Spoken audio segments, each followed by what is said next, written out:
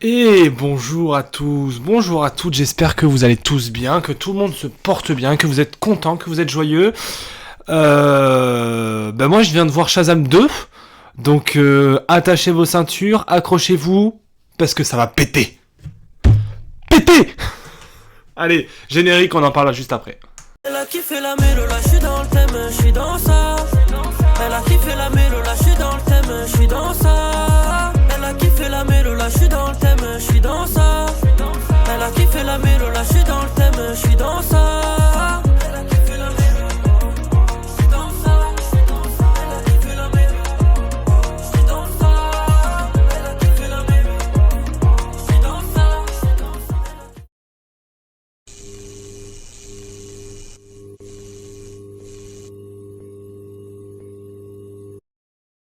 Alors, Shazam 2, par où commencer Shazam 2, tout comme le premier Shazam, est réalisé par David F. Sandberg, qui est un réalisateur connu pour avoir fait des films d'horreur.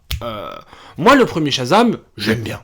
Je vais pas vous mentir, le premier Shazam, j'aime bien. Je trouve que Zachary Levi incarne un personnage assez attachant. Je trouve que Shazam est plaisant à suivre. Mark Strong en méchant. Enfin, tout marche bien. Shazam 1 n'est pas le meilleur film de super-héros de toute l'histoire, mais il reste assez sympathique et divertissant. Et moi, ça me plaît ce qu'il dit. Donc, j'aime bien.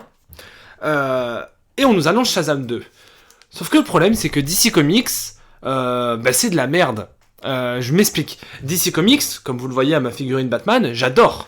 Hein. J'ai l'affiche de Batman ici, j'ai l'affiche de Batman Return, j'ai les figurines de Flash, donc j'adore DC Comics.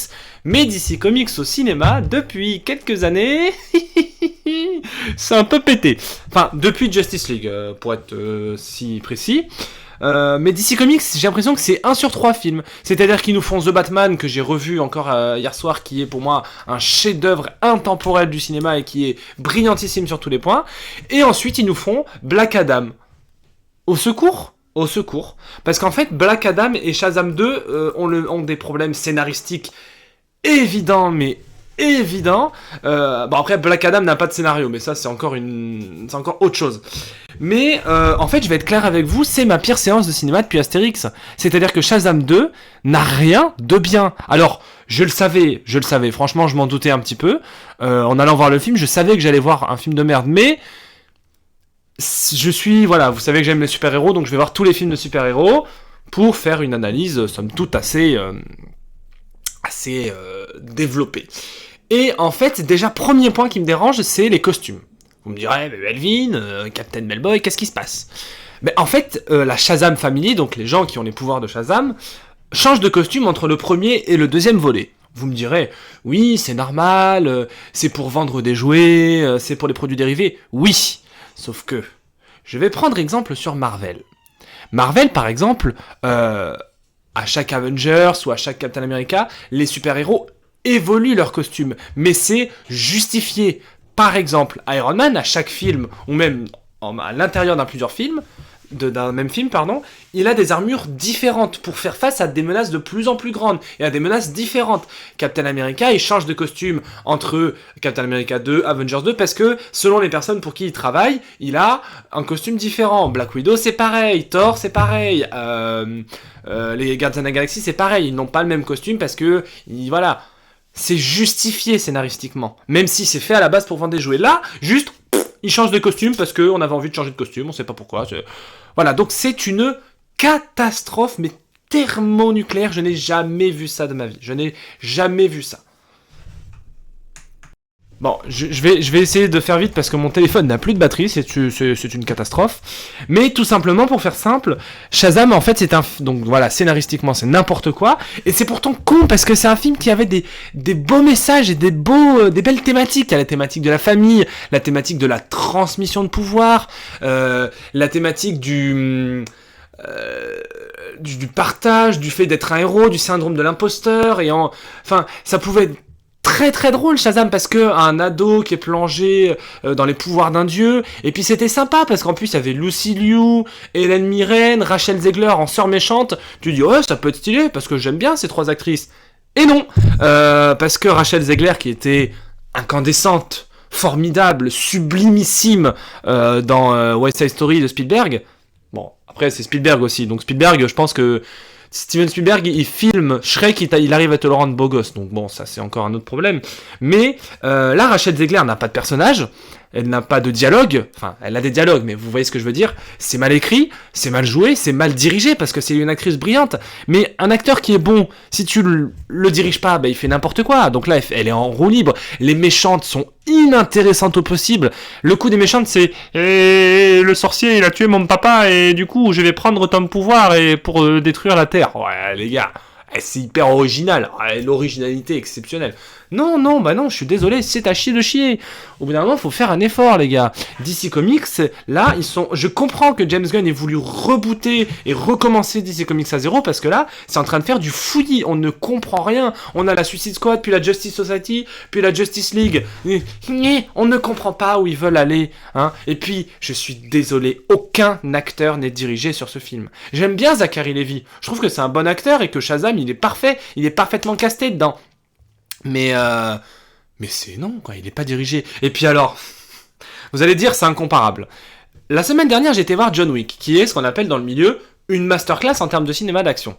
Mais d'action, pied, poing, pistolet. Là, on a des super pouvoirs, on a des fonds verts.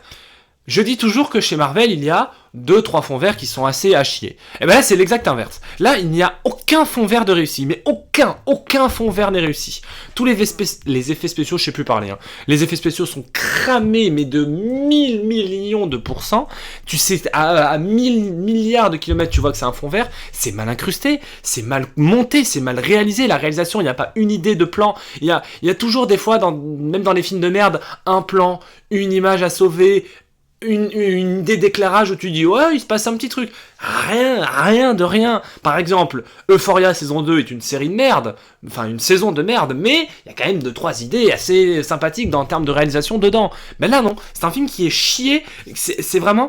En fait, je suis énervé parce que j'ai l'impression qu'on m'a pris pour un con. J'ai vraiment l'impression qu'on me prend pour un con en mode tiens, voilà du caca et tu vas apprécier. Eh ben je suis désolé mais non.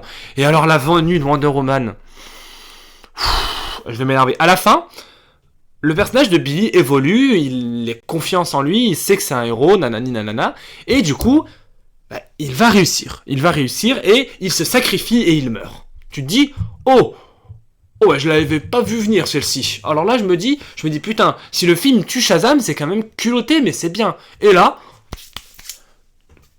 sorti du droit du trou des fesses du scénariste, on se dit, on va faire venir Wonder Woman et elle va ressusciter Shazam.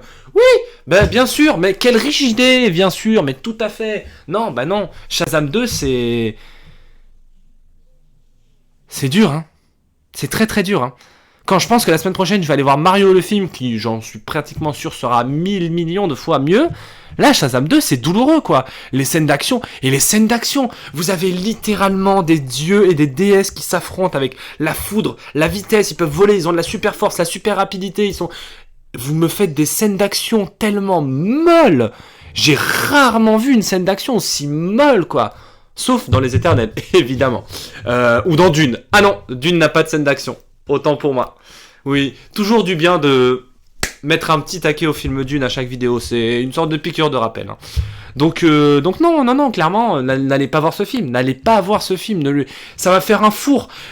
En fait, ce que je comprends pas, c'est que Ant-Man 3, qui est un excellent film, a fait 400 millions. Et là, si Shazam 2 fait plus, c'est incompréhensible pour moi, hein.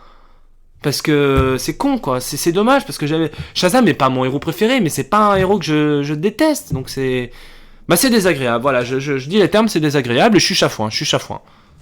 Bref, c'était Captain Melboy. On se retrouve à bientôt pour de nouvelles vidéos. Donc comme vous l'avez entendu, il y aura la critique de Mario qui arrivera la semaine prochaine. Et enfin, la critique des 3 Mousquetaires que j'ai tellement hâte de vous donner. Et puis ma vidéo sur les films d'aventure qui sortira d'ici demain ou après-demain. Allez, peace, c'était Captain Melboy. Je vous dis à bientôt.